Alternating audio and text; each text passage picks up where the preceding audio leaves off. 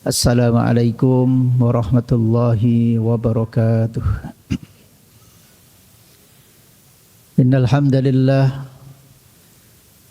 nahmaduhu wa nasta'inuhu wa nastaghfiruh wa na'udzu billahi min shururi anfusina wa sayyiati a'malina. May yahdihillahu fala mudilla lahu wa may yudlil fala hadiya lahu. Wa asyhadu an la ilaha illallah wa asyhadu anna Muhammadan abduhu wa rasuluh. Arsalahu Allahu basyiran wa nadhira wa da'iyan ila Allahi bi'idnihi wa sirajan munira. Allahumma salli wa sallim wa barik wa tarahham ala nabiyyika wa rasulika Muhammadin wa ala alihi wa ashabihi ajma'in. Raditu billahi rabba wa bil islami dina wa bi Muhammadin nabiyya wa rasula. Bismillahi tawakkaltu ala Allah wa la hawla wa la quwwata illa billah. Usikum wa nafsi ibadallah, usikum wa nafsi bitaqwallah. Hadirin jamaah salat maghrib rahimakumullah. Tentu yang pertama mari kita bersyukur kepada Allah Subhanahu wa taala.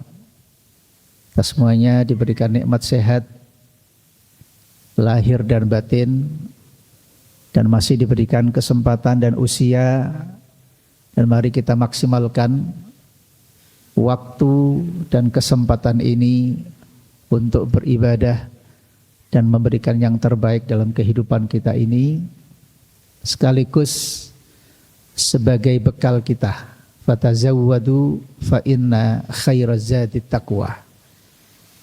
Kita diminta untuk berbekal dalam hidup ini, dan bekal yang terbaik dalam kehidupan itu adalah bekal ketakwaan kita kepada Allah Subhanahu wa taala. Salawat dan salam kita haturkan pada junjungan kita Nabiullah Muhammad Rasulullah sallallahu alaihi wasallam. Bapak Ibu hadirin yang kami hormati, pada kesempatan malam hari ini tema yang akan kita angkat adalah tentang reaktualisasi makna hijrah. Alhamdulillah kita bersyukur bahwa kita sekarang memasuki tahun baru Islam, ya, tahun baru Hijriah 1446 Hijrah. Kita ingin angkat tema tentang hijrah ini, dan bagaimana kemudian kita mengambil hikmah, ya, dan bisa menerjemahkan pesan dan makna hijrah itu dalam kehidupan dan konteks sekarang ini. Kita paham bahwa problematika kita semakin hari bukan semakin gampang, semakin banyak, semakin rumit, apalagi di era teknologi. Sesuatu yang sebenarnya bukan masalah kita bisa menjadi masalah kita, karena kita baca, kita dengar, kita ikuti, padahal bukan urusan kita. Maka pikiran kita semakin rumit kadang-kadang. Bahkan cenderung sebagian orang kadang-kadang juga tidak bisa menentukan prioritas. Apapun dikonsumsi, apapun dibaca, apapun diikuti, tapi dia nggak tahu kenapa dia mengikuti itu.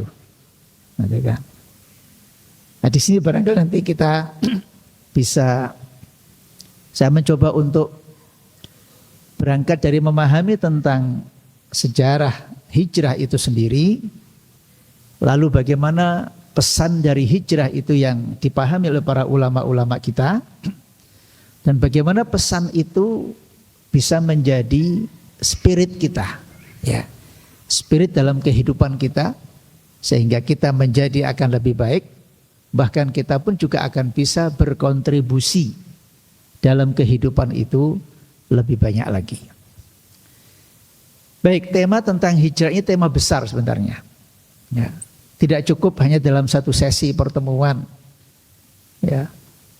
Bahkan Syekh Al-Allama Imam Asy-Sya'rawi umpamanya, beliau mengarang satu buku yang khusus bicara tentang hijrah Nabi Sallallahu Alaihi Wasallam. Judulnya adalah Al-Hijrah An-Nabawiyyatu durusun wa ibar. Syekh Asy'arawi menggambarkan secara berjilid-jilid, ya, berhalaman-halaman, mengupas tuntas tentang hijrah itu bukan dilihat dari hanya aspek sejarahnya, tetapi makna hijrah itu harus teraktualisasi, harus bisa dipahami, dimaknai oleh kita. Kemudian semangat hijrah itu bisa kita ukur dan bisa kita rasakan bahwa kita sebenarnya sedang berhijrah juga. Jadi membaca dan memahami hijrah Nabi itu bukan hanya konteks sejarah, sekian tahun yang lalu, sekian ribu tahun yang lalu, tidak. Tetapi pesan tentang hijrah itu menjadi pesan agama, pesan spiritual, pesan ruhiyah, pesan nilai, pesan moral, yang sampai kapanpun kita akan menemukan nilai-nilai dan pelajaran-pelajaran penting dalam hijrah Rasulullah Muhammad sallallahu alaihi wasallam. Bapak Ibu yang menghormati, para ulama-ulama sirah nabawi, ya, pakar-pakar ulama sirah nabawi, itu membaca peristiwa kehidupan Nabi sallallahu alaihi wasallam itu dibagi dalam 3 kategori. Nabi itu kan usianya berapa? 63 tahun, ya. 63 tahun usia Nabi sallallahu alaihi wasallam. Itu ulama sirah membacanya dengan membagi 3 periode. Periode yang pertama disebut ma qablan nubuwah. Periode sejak lahirnya Rasulullah sallallahu alaihi wasallam sampai nanti beliau diangkat sebagai nabi. Berarti ini masa periode yang pertama. Kemudian periode yang kedua disebut dengan periode ma ba'dan nubuwah. Periode sejak diangkatnya Rasulullah sallallahu alaihi wasallam sebagai nabi dengan turunnya ayat Iqra bismi rabbikal ladzi khalaq di Gua Tsur itu sampai kemudian terjadinya peristiwa hijrah. Ini periode yang kedua. Jadi 40 tahun yang pertama, periode pertama itu 40 tahun dari sisi waktu. Periode yang kedua ini 13 tahun di masa perjuangan Nabi sallallahu alaihi wasallam sebagai seorang nabi sampai kemudian terjadinya peristiwa hijrah. Periode yang ketiga adalah sejak hijrahnya Nabi sallallahu alaihi wasallam sampai kemudian beliau diwafatkan oleh Allah Subhanahu wa taala, dan itu adalah 10 tahun ketika di Madinah. Jadi totalnya dengan 3 periode itu membaca sirah Nabi itu adalah ada periode pertama di mana Nabi Shallallahu alaihi wasallam dipersiapkan oleh Allah Subhanahu wa taala sedemikian rupa tetapi belum mendapatkan perintah wahyu. Itu 40 tahun. Periode yang kedua adalah sejak diangkatnya sebagai nabi dengan turunnya wahyu yang pertama, Iqra bismi rabbikal ladzi khalaq. Kemudian perintahnya lagi dari Allah supaya Nabi menjaharkan dakwah. Fasda' bima tu'mar wa a'rid 'anil musyrikin. Nah, ini 13 tahun lamanya masa-masa sulit dialami Nabi, masa-masa bagaimana taksisud dakwah, mempersiapkan pondasi-pondasi dakwah itu mengalami berbagai macam tantangan, termasuk tribulasi-tribulasi dari orang-orang Quraisy, kaum musyrikin dan koalisi mereka. Baru kemudian periode yang ketiga adalah sejak hijrahnya Nabi Shallallahu alaihi wasallam sampai meninggal dunianya. Jadi peristiwa tentang hijrah sebenarnya itu pada pembahasan periode yang kedua ini. Oke, agak ke belakang sedikit. Kita harus mengatur waktu ya, karena memang waktu kita tidak panjang. Hadirin rahimakumullah, kita paham tentang sosok yang namanya Khadijah. Ya, Khadijah ini adalah istri Rasulullah Sallallahu Alaihi Wasallam yang pertama. Menikah dengan Rasulullah, beliau usia 40 tahun dan Rasulullah berusia 25 tahun. Khadijah ini pernah bertanya kepada Waraqah bin Naufal. Waraqah itu adalah seorang ahli kitab, ya. yang tentunya Nasrani, yang paham betul tentang Taurat dan Injil. Seseorang yang dalam kitab Taurat dan Injil itu sudah disampaikan tentang nubuat, tanda-tanda akan datangnya kenabian Muhammad sallallahu alaihi wasallam. Khadijah pernah tanya kepada Waraqah bin Naufal tentang pribadi Muhammad sallallahu alaihi wasallam. Satu di antara penggalan kalimat yang disampaikan oleh Waraqah itu adalah la tuqatilunna wa la tuhajiranna. Sungguh kamu nanti itu akan dimusuhi dan kamu nanti akan diusir dari Mekah. Karena apa?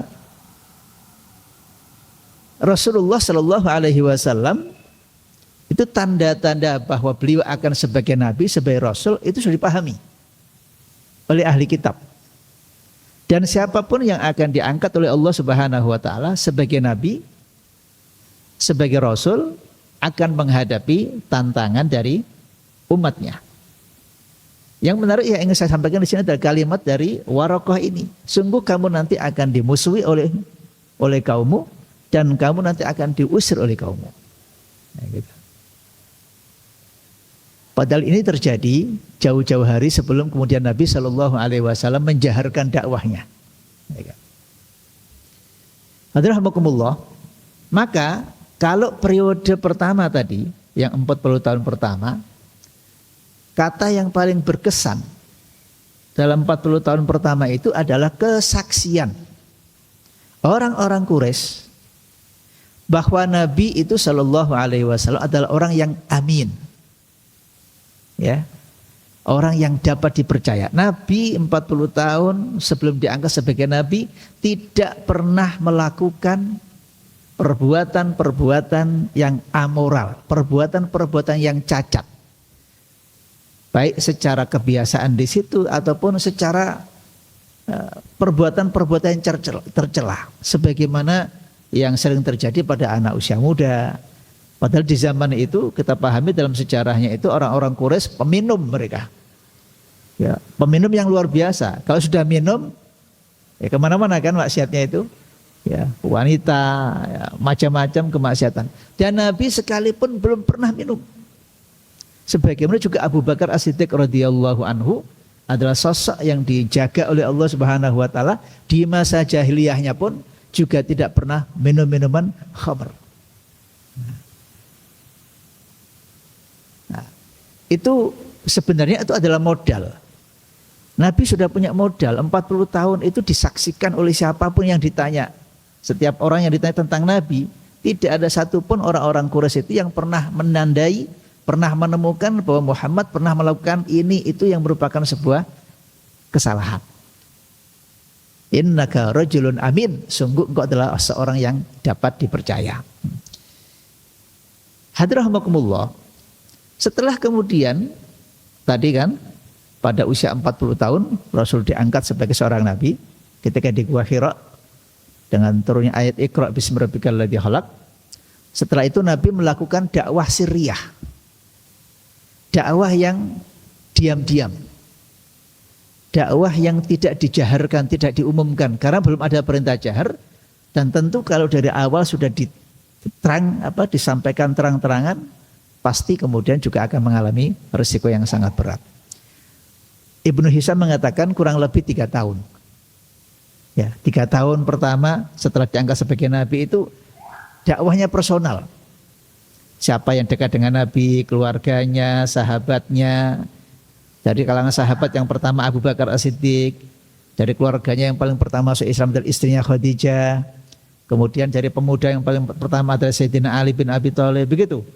Jadi pendekatan-pendekatan personal dari orang-orang terdekatnya yang kemudian bisa diajak untuk meyakini kebenaran wahyu Nabi Shallallahu Alaihi Wasallam. Setelah 3 tahun pertama, ada perintah Allah yang berbunyi fasda' bima tu'mar wa a'rid 'anil musyrikin. Para ulama sepakat bahwa ayat ini memerintahkan kepada Nabi Shallallahu Alaihi Wasallam supaya keislaman, wahyu yang Allah berikan kepada Nabi, dakwah Islam, dakwah tauhid itu disampaikan secara terang-terangan. Singkat ceritanya karena panjang temanya ya, Nabi kemudian menyampaikan dakwah itu dengan mengkompensasi. Wahai orang-orang Quraisy, ketika dikumpulkan ya, Bani Hashim, Anda kan apa? Dan sebuah riwayat mengatakan begini. Apa pendapat kalian jika aku sampaikan bahwa di balik gunung Uhud itu ada pasukan yang sewaktu-waktu boleh jadi dia akan menyerang kalian? Jawaban mereka mengatakan, kami percaya dengan apa yang kamu sampaikan wahai Muhammad, karena kamu tidak pernah berbohong. Ini kan garansi sudah ya. Setelah itu Nabi ketika sudah membuka retorikanya dengan kalimat seperti itu, beliau kemudian mengatakan, sungguh aku ini adalah Rasulullah. Sesungguhnya aku ini mendapat wahyu dari Allah Subhanahu wa taala untuk mengajak kalian hanya menyembah kepada Allah Subhanahu wa taala. Ini titik awal di mana kemudian orang-orang Quraisy tiba-tiba saja kemudian dengan diajak oleh Nabi kepada ajaran tauhid, mereka kemudian tidak percaya dan tidak mau terhadap ajakan Rasulullah sallallahu alaihi wasallam. Kontradiksi ya. Di satu sisi mengakui bahwa Muhammad jujur enggak pernah bohong, tetapi kemudian ketika diajak untuk dakwah tauhid, hanya menyembah kepada Allah, sementara mereka menyembah patung-patung, mereka kemudian berat hati untuk meninggalkan paganisme, menyembah patung itu, dan beralih kemudian menyembah hanya kepada Allah sebagaimana yang diajakkan oleh Rasulullah sallallahu alaihi wasallam. Ini titik awal. Maka setelah itu, Bapak Ibu yang kami hormati, setelah Nabi menjaharkan dakwah, mulailah kemudian tantangan-tantangan, ujian-ujian, tuduhan-tuduhan, fitnah-fitnah dialami Rasulullah SAW.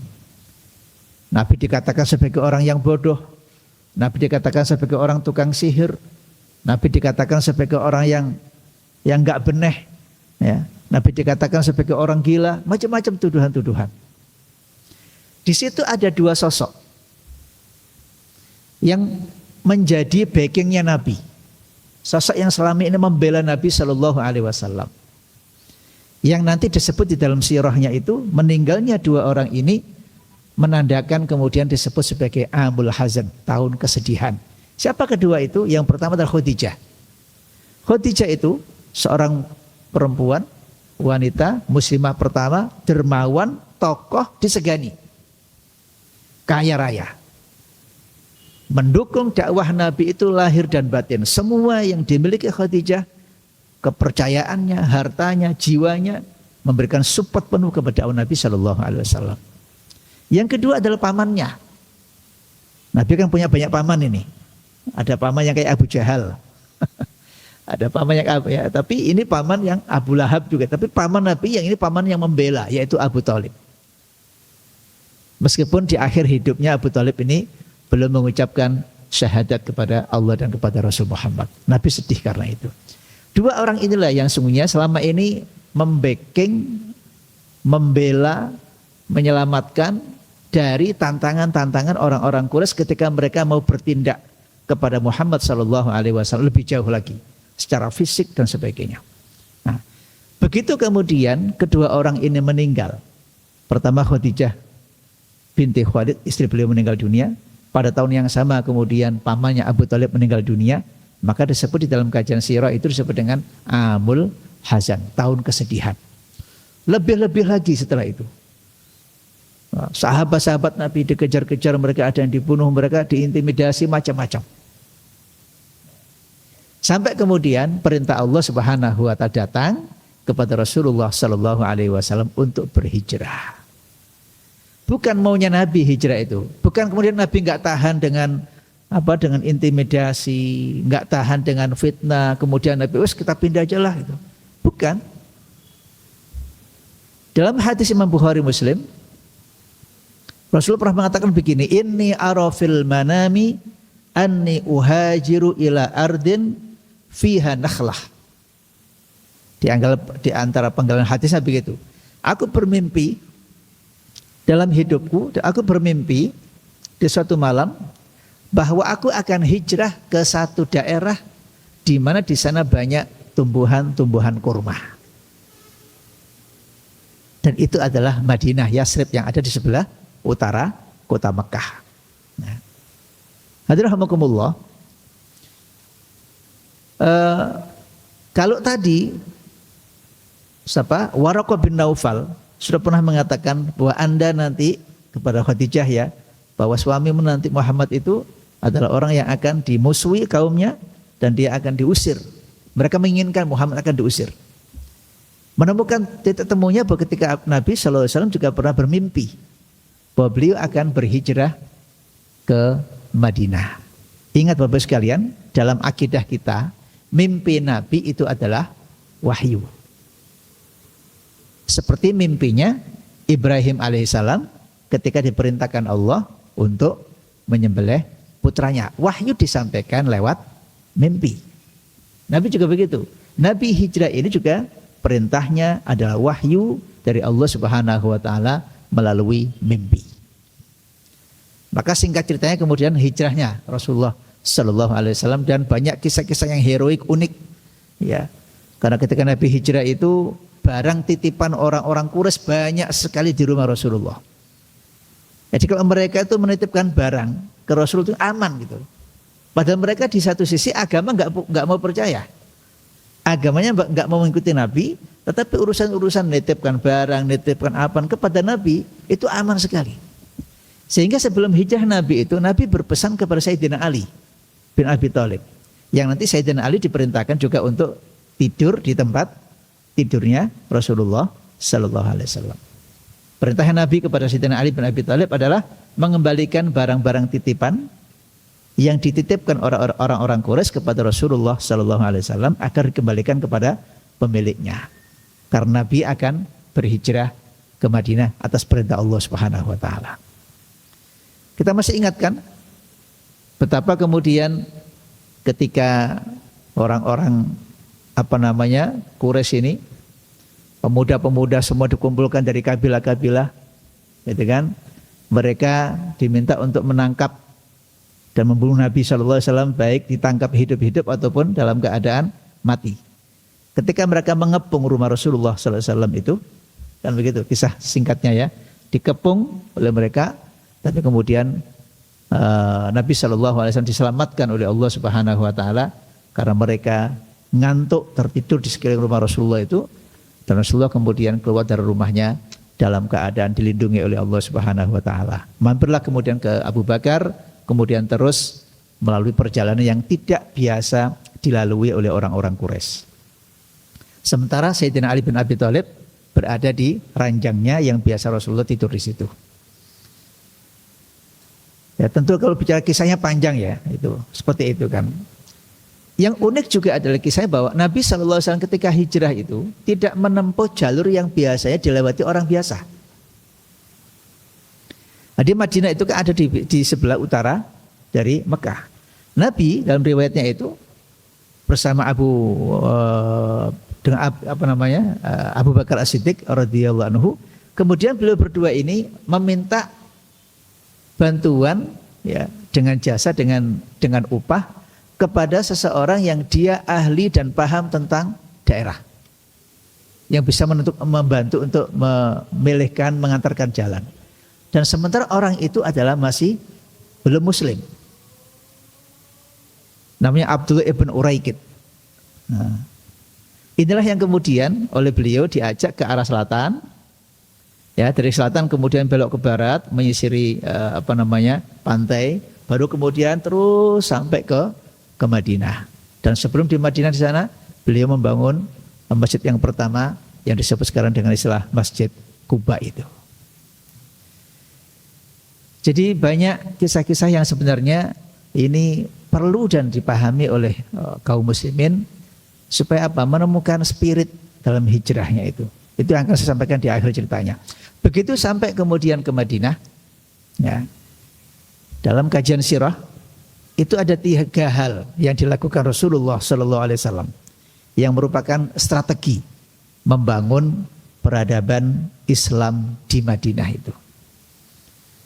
Nah, 10 tahun dakwah Nabi di Madinah itu menjadi sebuah kekuatan kekuatan militer, kekuatan peradaban, kekuatan nilai, kekuatan moral, kekuatan entitas kaum muslimin, dan termasuk kekuatan politik yang kemudian sangat besar pengaruhnya ke negara-negara yang lainnya. 3 hal yang dilakukan Rasulullah Sallallahu Alaihi Wasallam di Madinah itu, yang kemudian menjadi kajian analisis para ulama-ulama kita. Yang pertama adalah beliau membangun masjid. Ini penting, karena masjid itu adalah basis sentral untuk pembinaan spiritual maupun pembinaan mental dan kesatuan umat. Jadi masjid gak cukup di zaman Nabi masjid hanya untuk sholat, tidak. Tapi masjid dipakai ya untuk sholat, hablum minallah. Tapi masjid juga dipakai untuk taklim, mentarbiyah, mendakwahkan, mengkonsolidasi umat. Bayangkan masjid itu sehari minimal itu orang bertemu 5 kali. Zuhur, asar, maghrib, isya, subuh, bertemu, melaksanakan sholat, bertemu secara fisik, dan itu merupakan pertemuan yang bisa dikonsolidasi menjadi kekuatan strategi membangun umat. Nah, yang kedua adalah mempersaudarakan antara orang-orang muhajirin dengan orang-orang ansor. Dan yang ketiga, ketika umat Islam sudah sangat kuat, di Madinah itu banyak komunitas masyarakat yang sangat heterogen. Ada Yahudi dengan 3 kelompoknya, Banu Nadir, Banu Qainuqa, Banu Quraidah. Ada orang-orang Khazraj, ada orang-orang Aus, ada kalangan musyrikin, ada kaum muslimin juga di sana. Jadi metropolitan, beragam kepercayaan, beragam agama, beragam masyarakat. Maka kemudian politik Islam dimainkan Nabi Shallallahu Alaihi Wasallam adalah dengan piagam Madinah. Kesepakatan bersama di antara masyarakat yang berbeda agama, berbeda suku itu untuk sama-sama menjaga keharmonisan dan keselamatan Madinah dari berbagai macam musuh-musuh dari luar. Bapak-Ibu kami hormati, itu sepenggal dari kisah tentang hijrah yang memang harus dipahami. Karena itu Imam Asy'arawi di dalam kitab tadi, ya, Al-Hijrah Al-Islamiyah Durusun wa Ibar, mengatakan begini. Buat kita kaum muslimin, tentu kita nggak hanya membaca tentang sejarah hijrahnya. Tapi hijrah itu harus dimaknai dengan bagaimana kita membangun spirit, ya, jiwa kita, pemahaman kita, hidup kita ini mendasarkan kepada semangat yang dimiliki oleh Rasulullah Sallallahu Alaihi Wasallam dan sahabat-sahabatnya. Maka beliau mengatakan al-hijratu hijratani. Hijrah itu ada 2 macam. Hijrah yang pertama dikatakan beliau adalah hijrah bil jasad, hijrah secara fisik. Nah, ini sangat mungkin, ya. Ketika kita dalam kondisi tidak aman, ketika kita diintimidasi, ketika kita ingin pindah ke daerah yang lebih aman, lebih enak, lebih nyaman, lebih kondusif. Nah, itu mungkin juga bisa dimaknai sebagai hijrah. Tapi hijrah yang paling penting kata beliau itu adalah hijrah al-qalbiyah atau hijrah an-nafsiyah. Hijrah dalam makna apa? Dalam makna hijrahnya hati. Ya. Makanya Nabi Shallallahu Alaihi Wasallam dalam satu riwayat dalam hadis Bukhari Muslim juga mengatakan al-muhajiru man hajara ma nahallahu anhu. Orang dikatakan berhijrah yang disebut dalam bahasa Arab namanya muhajir, yaitu orang yang berhijrah adalah orang yang meninggalkan apa yang dilarang oleh agama. Orang yang meninggalkan apa yang dilarang oleh Allah dan Rasulnya. Itu disebut dia sebagai muhajir. Kata beliau bahwa hijrah itu kan dimulai dari mana dan berakhir kemana, kan begitu? Karena berpindah kan. Ya. Kata kuncinya kata beliau hijrah itu adalah min dan ilah. Gitu. Kalau min dari mana dimulainya? Ya. Kalau hijrah secara fisik, memahami tentang hijrahnya Nabi adalah bermula dari Mekah ke Madinah. Tapi kalau hijrah secara hati tadi dimulai dari mana? Dimulai dari kebencian kita kepada segala hal yang dilarang oleh agama, gitu kan? Dan kemudian kemana? Kemana? Kepada ketaatan-ketaatan dan kecintaan kita kepada Allah Subhanahu wa Ta'ala. Maka kata beliau, kata kuncinya ada pada al-bughdu wal hubbu. Bapak Ibu kami hormati, jadi sebenarnya hijrah itu kan begini, hijrah itu kan berpindah. Kalau buat kita yang paling penting sekarang itu adalah berpindah, berhijrah dari kebiasaan-kebiasaan yang buruk kepada kebiasaan yang menjadi lebih baik. Contoh yang paling mudah, yang paling konkret ya. Mungkin kita dulu itu termasuk orang yang pemalas, tidak pernah beribadah, tidak bisa baca Quran. Kan begitu. Tidak biasa salat berjamaah di masjid. Kemudian tiba-tiba ketika usia kita sudah menjelang 50 atau sudah mulai pensiun, baru kemudian kesadaran muncul. Nah, kata, masa muda sudah habis kemana-mana, gak karu-karuan. Kemudian hidayah datang, kemudian mulai terbuka pikiran, terbuka hatinya ketika dia sudah pensiun. Nah, umpamanya begitu kan. Maka yang dahulu kita nggak pernah mengenal masjid, maka sekarang bukti hijrah kita itu adalah ketika kita sekarang, ketika mendengar adzan, waktunya sholat, nah, itu sudah harus mempersiapkan jiwa kita, hati kita, perasaan kita, dan segala halnya fisik kita untuk berangkat ke masjid. Dan kata Nabi SAW, di antara 7 golongan yang nanti akan dilindungi oleh Allah Subhanahu Wa Taala pada hari kiamat itu, 1 di antara 7 itu adalah wa rajulun qalbuhu mu'allakun bil masajid. Seseorang yang hatinya, perasaannya itu selalu ingin ke masjid. Kapan ya duhur, kapan ya asar, kapan ya maghrib, gitu. Hatinya, perasaannya. Begitu mau datang waktunya sholat, dia sudah mempersiapkan dirinya.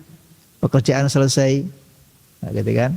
Ditata di wah ini 5 menit lagi adzan ini. Sudah mulai diselesaikan pekerjaannya, kemudian dia menyiapkan dirinya untuk bersiap-siap ke masjid, wudu, berganti pakaian dan seterusnya. Itu contoh kecil. Aktualisasi makna hijrah yang bisa kita terjemahkan dalam pengertian personal. Ada lagi umpamanya, Quran itu kan sumber hidup kita, mutiara hidup kita. Bertahun-tahun di antara kita nggak pernah mengenal Quran, nggak pernah baca Al-Quran. Bahkan kata survei penelitian Dewan Masjid Islam, Dewan Masjid Indonesia Pusat pernah merilis satu temuan, umat Islam Indonesia yang bisa baca Quran baru 35%. 65%-nya belum bisa baca Quran dengan benar. Ironis.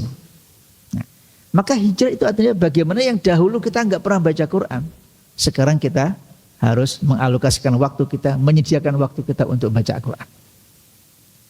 Dulu kita hanya baca Quran lafadznya, sekarang ditingkatkan lagi hijrahnya itu menjadi bagaimana kita bisa menghafalkan Al-Quran. Begitu seterusnya. Dari mulai membaca Qurannya dengan benar, kemudian mencoba untuk menghafalkan ayat-ayat Al-Quran semampu kita. Kemudian kita bisa mengamalkan Al-Quran dan kemudian kita bisa mendakwahkan Al-Quran. Itu contoh-contoh konkret ya. Silakan diterjemahkan dalam konteks yang lain.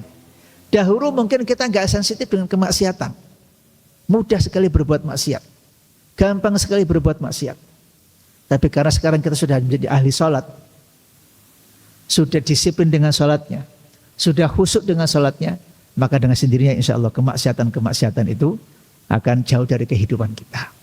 Pikiran kita, perasaan kita, mata kita, telinga kita sudah dijauhkan oleh Allah Subhanahu wa Ta'ala dari kemaksiatan-kemaksiatan. Karena apa? Karena pikiran kita, perasaan kita selalu dekat kepada Allah melalui masjid dan melalui membaca Al-Quran. Afdalu dzikri tilawatul Quran. Sebaik-baik zikir itu adalah membaca Al-Quran. Contoh yang lain lagi, Bapak kami hormati, dulu mungkin kita nggak pernah peduli terhadap halal haram. Yang penting saya kaya, yang penting saya berhasil, yang penting saya punya posisi, yang penting saya punya fasilitas, apapun caranya. Apalagi kalau dia punya posisi, dia punya jabatan, dia punya kekuasaan. Wah, itu sangat gampang sekali orang melakukan pelanggaran-pelanggaran. Tapi kemudian dengan semangat hijrah itu, maka justru sekarang kita harus peduli kepada yang halal. Ya. Al halalu bayyinun wal haramu bayyinun. Yang halal jelas, yang haram jelas. Maka makna hijrah itu artinya semakin kita mendekat kepada Allah Subhanahu wa taala dan kita meninggalkan hal-hal yang dibenci oleh Allah Subhanahu wa taala. Semakin kita sekarang harus menjadi lebih baik kepada Allah, lebih taat kepada Allah Subhanahu wa taala, dan kita meninggalkan kebiasaan-kebiasaan yang dibenci oleh Allah Subhanahu wa taala. Itulah makna dari bagaimana kita melakukan reaktualisasi hijrah. Jangan hanya membaca aspek sejarahnya, tapi pahami betapa perjuangan Rasulullah Sallallahu Alaihi Wasallam sangat berat. Dan itu adalah bagaimana beliau menerjemahkan makna hijrah baik secara fisik, mental maupun spiritual. Dan kita membutuhkan itu. Ya. Alhamdulillah kita aman. Indonesia aman. Saudara-saudara kita yang di Gaza yang sedang luar biasa perjuangannya. Saudara kita di Palestina yang luar biasa perjuangannya. Tapi kita masih aman. Zaman kakek nenek kita mungkin berat dulu, zaman kita dijajah oleh Belanda, oleh para penjajah. Nah, justru dalam keadaan aman yang seperti ini kadang-kadang kita lalai. Ya, kita lalai. Terlalu asik dengan teknologi, terlalu asik dengan gadget, terlalu asik dengan berbagai macam kemudahan-kemudahan. Akhirnya apa? Sensitivitas kita kembali kepada Allah itu kemudian melemah. Justru kita harus hati-hati ketika ujian-ujian itu bersifat yang seperti ini. Fasilitas, ekonomi, kenyamanan, kesehatan. Itu ujiannya jauh kadang-kadang lebih berat dibandingkan dengan orang yang mengalami ujian seperti yang di Gaza. Kalimat itu pernah disampaikan oleh seorang sahabat namanya Abdurrahman bin Auf.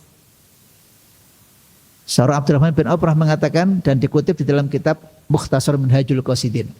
Beliau mengatakan, ibtalaina bid-dharra'i fasabarna walam nasbir bis-sarra. Kami sahabat-sahabat Nabi mengalami ujian-ujian berat ketika di masa Mekah, ketika di masa Madinah. Kami bisa menghadapi. Kami tahan dengan ujian-ujian sifatnya berat itu. Tapi kami khawatir tidak bisa sabar ketika diuji oleh Allah Subhanahu wa taala dengan kemudahan-kemudahan yang bersifat duniawi. Hati-hati. Ya, sudah banyak pelajaran-pelajaran. Ya, awalnya biasa-biasa saja. Begitu kemudian punya jabatan, punya posisi, punya fasilitas, pikiran sudah mulai macam-macam. Ya kan?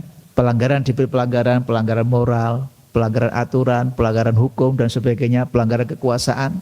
Sudah kemudian dia dikooptasi oleh nafsunya dan kemudian kemaksiatan, dosa-dosa justru yang dia lakukan. Ya. Karena itu sekali lagi mari di tahun baru kita punya semangat baru ya, 1446 Hijrah ini. Momentum Hijrah ini harus dimaknai, mari kita jadikan sebagai semacam deklarasi pribadi lah begitu. Saya ingin menjadi lebih baik. Saya ingin berhijrah. Ada anak-anak muda yang namanya komunitas hijrah. Ya, mereka mulai sadar bahwa masa-masanya dia harus berubah. Apalagi Bapak sekalian, semua kita setelah ini akan berujung kematian. Sisa hidup ini mari kita maknai dengan hijrah yang sesungguhnya. Kita hijrah kepada Allah Subhanahu wa taala dan kepada Rasulnya. Innamal a'malu binniyat wa innamal likulli imri'in ma nawa. Faman kanat hijratuhu ilallahi wa rasulihi fa hijratuhu ilallahi wa rasulih. Barang siapa yang hijrahnya, hatinya, pikirannya, perasaannya, sikapnya, akhlaknya ingin kepada Allah dan mencontoh Rasulullah sallallahu alaihi wasallam, ia tidak akan disia-siakan oleh Allah dan Rasulnya, dunia maupun akhirat kita. Baik, demikian yang bisa kita sampaikan karena keterbatasan waktu ya. Mudah-mudahan singkat yang bisa kita sampaikan sekali lagi bermanfaat ya, dan bisa memberi inspirasi sekaligus mengingatkan kita kembali bahwa kita harus menjadi orang yang setiap hari lebih baik dan lebih baik lagi. Mudah-mudahan bermanfaat. A'udzubillahi minasyaitonir rajim. Bismillahirrahmanirrahim. Allahumma shalli wa sallim wa barik ala Muhammad wa ala alihi wa sahbihi ajma'in. Allahumma anfa'na bima 'allamtana wa 'allimna ma yanfa'una wa zidna ilma. Allahumma inna ala dzikrika wa syukrika wa husna ibadatik. Rabbana la tuzigh qulubana ba'da idh hadaitana wa hab lana min ladunka rahmatan innaka antal wahhab. Rabbana atina fid dunya hasanah wa fil akhirati hasanah wa qina adzabannar. Sallallahu ala nabiyyina Muhammadin wa ala alihi wa sahbihi wa baraka wa sallam. Walhamdulillahi rabbil alamin. Subhanakallahumma wa bihamdika asyhadu an la ilaha illa anta astaghfiruka wa atubu ilaik. Mohon maaf. Assalamualaikum warahmatullahi wabarakatuh.